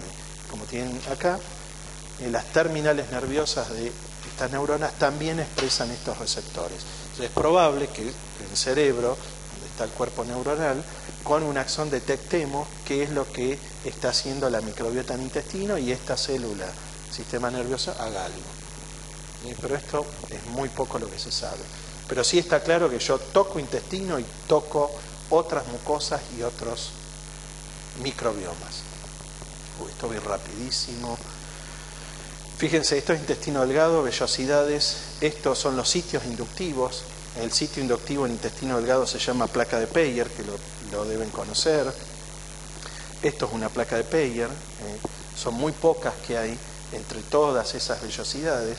Y esta placa de Peyer sí tiene funciones exclusivas del sistema inmune, tiene células epiteliales que se llaman células M, son distintas a los enterocitos o a las otras células epiteliales, porque tienen esta morfología. O sea, son células que tienen una gran cavidad en la cara basal y en esa cavidad se alojan células del sistema inmune. Y acá puede haber macrófagos, dendríticas o linfocitos B. Entonces, esta célula, ¿cuál es la función? Traslocar antígenos. No degradan, traslocan, muestrean. Están muestreando todo lo que hay en el lumen. Microorganismos, metabolitos, etc. Y no degradan, por lo cual traslocan. Captan una alta capacidad de captación o de absorción y sin degradar, a diferencia de un enterocito que degrada, sin degradar lo trasloca para que lo vea la célula presentadora de antígeno que está abajo. Entonces, fíjense, esto es una placa de Peyer humana, una foto nuestra de un intestino humano, y una placa de Peyer, que es un sitio inductivo, como vimos hoy, técnicamente se define como la suma de estas estructuras que se llaman folículos linfoides. Entonces, una placa de Peyer es la acumulación de 4 o más folículos linfoides. ¿Está? Esto es una placa de Peyer, estos son los folículos, acá está lleno de folículos, esto es un corte, esto es un intestino de ratón, esto es placa de Peyer, esto es lámina propia o tejido efector. Entonces, esto es lo que les decía hoy.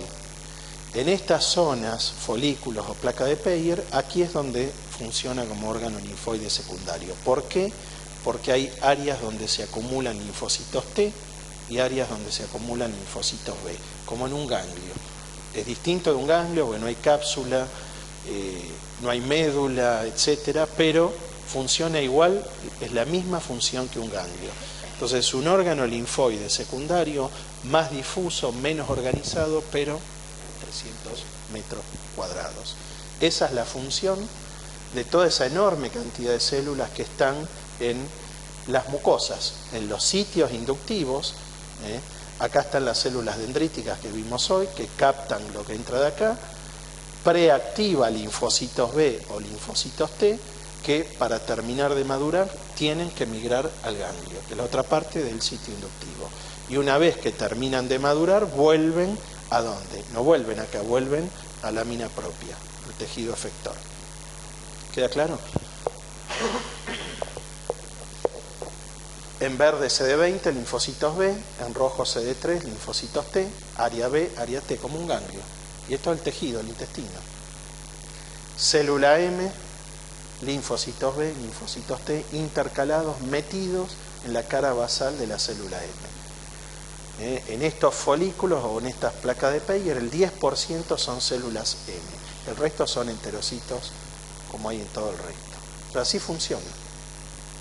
Acá es donde están esas células dendríticas inmaduras que vimos recién en la foto, acá abajo o acá, captan el antígeno que le trasloca a la célula M, se dirigen al área B y o al área T, depende cómo se active, se preactivan los B y los T, y estos migran al ganglio.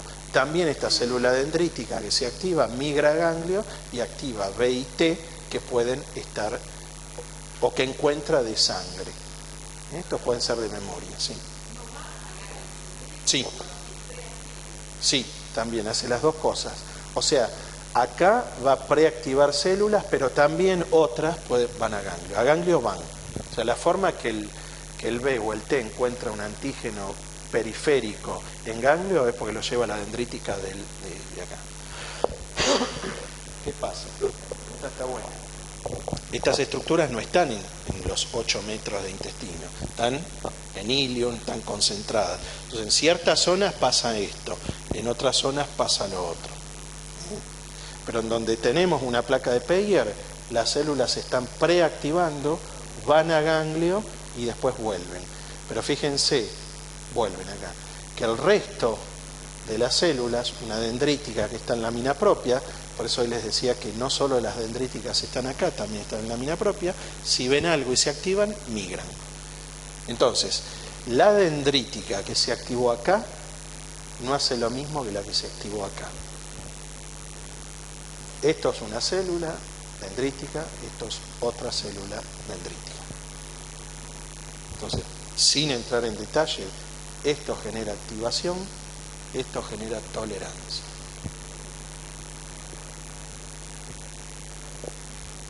Y esto permanentemente, como vimos hoy, lo que está haciendo es generando IgA. Hay tantas células y se está generando IgA, ¿para qué? Para que yo tenga IgA, ahora vamos a ver cómo, acá afuera, bloquee al antígeno, al microorganismo y evite que se una acá. Y además aumenta el clearance, lo elimino más fácil, etc. Entonces, todas estas células están haciendo todo este circuito a partir solo de los antígenos que muestreó la célula M para generar IgA. Entonces, acá vamos a tener IgA anti-antígenos dietarios, componentes microbiota, patógenos, etc. La cantidad de IgA que se produce en mucosa es enorme, enorme. Creo que era acá está, de 3 a 5 gramos por día, de los 8 que creo que es el total que se producen, de 3 a 5 gramos por día de IgA, es enorme, por esa microbiota. Voy a seguir. Y esa IgA que se produce en las mucosas, a diferencia de la sistémica, tiene esta estructura, es un dímero. Estos son los distintos isotipos en humanos, pero la IgA tiene capacidad de dimerizarse por unión al péptido J. ¿Para qué? Esto ocurre solo en mucosas. ¿Para qué? Porque si esta es la célula epitelial, este es el medio interno, este es el lumen, en la cara basal hay receptores, son específicos del dímero. Entonces se une a la IgA dimérica, no se une al IgG o al IgM o al IgE, lo que sea, solo se une a la IgA, pues la única que forma un dímero, lo endocita y lo trasloca. Y lo trasloca con un pedacito de este receptor que se llama péptido secretorio. Y este IgA tiene un cierto grado de glicosilación que hace que quede adherida al mucus. Eso no hable nada, pero bueno, una de las tipos de células epiteliales son las células goblet, que lo que producen es mucus. Acá está. Y justamente, sobre todo en el intestino grueso, donde está la mayor parte de la microbiota, la capa de mucus es enorme. Fíjense si yo coloreo microbiota y vellosidades, todo esto es mucus. ¿Para qué? Para evitar que los microorganismos entren en contacto con la vellosidad. Tengo que tener mucho mucus producida por la célula goblet y además la IgA, que tiene una función de bloqueo para que no invada, aumenta el clearance y por los hidratos de carbono de la IgA queda atrapada en el mucus. O sea, todo eso es, la función de todo eso es evitar que la microbiota esté acá, esté limitada bien al lumen, pues si no sabemos qué es lo que pasa. Entonces, bueno, para ir terminando esto, que esto no lo vimos, pero bueno, esto es lo que... Sí, listo, vacuna queda para otro día. Entonces, esto es lo que ocurre en una mucosa donde no hay inflamación, o sea, en fisiología, en homeostasis, perdón, donde la microbiota está acá en el lumen. Acá tenemos todas las células y estas células saben que hay una microbiota porque están esas células dendríticas intraepiteliales que lo que hacen, no vimos nada, es sacar un bracito, muestrear y llevar al interior lo que captaron, si captaron algo acá afuera. Cuando eso ocurre de esa manera, esto genera lo que vimos hoy, lámina propia, una célula dendrítica tolerogénica que migra al ganglio y cuando interactúa con el linfocito T naive induce un T regulatorio que vuelve. Entonces, en la lámina propia, si hay linfocitos T en una situación no inflamatoria, son T regulatorios. Cuando, fíjense, estas son las células dendríticas que vimos hoy, fíjense cómo sacan los bracitos. Ahora, cuando acá hay un proceso inflamatorio, ¿por qué? Porque hay un patógeno que degrada el mucus, o no hay mucus, o lisa o induce apoptosis de la célula epitelial. Todo esto genera un foco inflamatorio, hay citoquinas proinflamatorias, esa célula dendrítica ahora no va a ser tolerogénica, va a ser proinflamatoria, migra al ganglio y activa los linfocitos T, y según cómo se activó esta célula dendrítica, o sea, según los receptores de inmunidad innata, va a generar TH1, TH2, TH17, etc. ¿Está? Entonces, según esta célula de la inmunidad innata, qué receptor vio, va a activar un T, y ese T se va a diferenciar a las distintas subpoblaciones, y hoy en día sabemos que según el microorganismo, fíjense, con esto cierra un poco el circuito, según el microorganismo va a ser el mecanismo efector de la inmunidad adaptativa. Para un patógeno intracelular, una TH1, un parásito TH2, una bacteria extracelular TH17, bueno, esto es otra cosa. ¿Está claro? Entonces, la inmunidad innata detecta y clasifica al microorganismo, y según esto, esta célula es la que determina ese T a que se diferencia para generar los distintos mecanismos efectores. Entonces, para que esto funcione correctamente, tiene que haber inflamación, y tiene que ser aguda, y a medida que transcurre el tiempo, como vimos hoy, lo que va ocurriendo en cada periodo es altamente dinámico y variable. Bueno, esto, fíjense, si quieren, ¿saben lo que es la tolerancia oral? Tolerancia oral es lo que se genera cuando entra un antígeno por vía oral. O sea, cuando entra un antígeno, sea lo que sea, va a generar tolerancia oral, y lo que va a inducir es la falta de activación. No es que no pasa nada, sino que se activa el sistema inmune, pero no genera un proceso inflamatorio.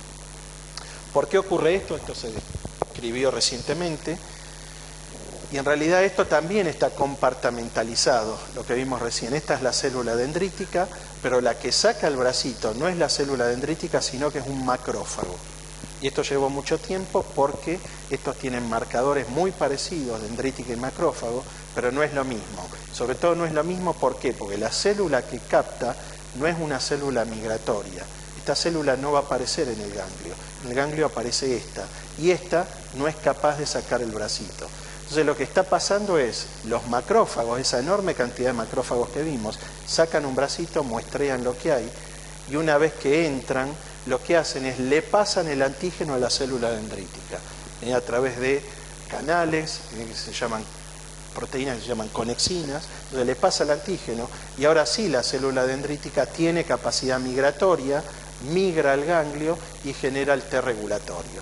Cuando esto lo hizo en un entorno no inflamatorio, esta célula dendrítica se llama tolerogénica, secreta TGF-beta, que es antiinflamatorio, y ese T se transforma o se diferencia a un T regulatorio que vuelve. Eso es tolerancia oral. O sea que si yo doy, como tenía acá, esto se genera todo lo que está en el intestino, que quiero preservar, antígenos de la dieta, microbiota, etcétera. Si yo doy un antígeno por vía oral en un animal y luego lo doy por otra vía, no voy a tener activación inmunológica porque se indujo tolerancia oral cuando lo di por vía oral. ¿Está claro? Eso es tolerancia oral. Ahora, si ese antígeno no lo doy por vía oral y lo doy por vía sistémica, ahí sí me va a activar. Lo que les decía hoy. O ponete la microbiota en sangre, induce inflamación. En intestino no, por esto. Y si yo quiero romper tolerancia, ¿qué tengo que hacer? Dar el antígeno por vía oral con un adyuvante. Vacunas. Vacunas mucosales, exactamente. Esa era la segunda parte. Si quieren otro día me invitan y vuelvo porque si no. Bueno, creo que ahí podemos dejar. ¿Está? Entonces, bueno, hay un ecosistema, microbiota, célula epitelial, inmunidad, y esto lleva tiempo. Para que esto funcione lleva años desde que nacemos. Tiene que madurar el tracto gastrointestinal, madurar el sistema inmune y madurar la colonización. Esto lleva muchos años, sabemos nada más qué ocurre en el intestino, pero es probable que pase lo mismo en otras mucosas, y en un individuo sano, normal, intestino, a pesar de todos los antígenos que hay, es un entorno tolerogénico. ¿Listo? Pues me van a matar, sí. Muchas gracias.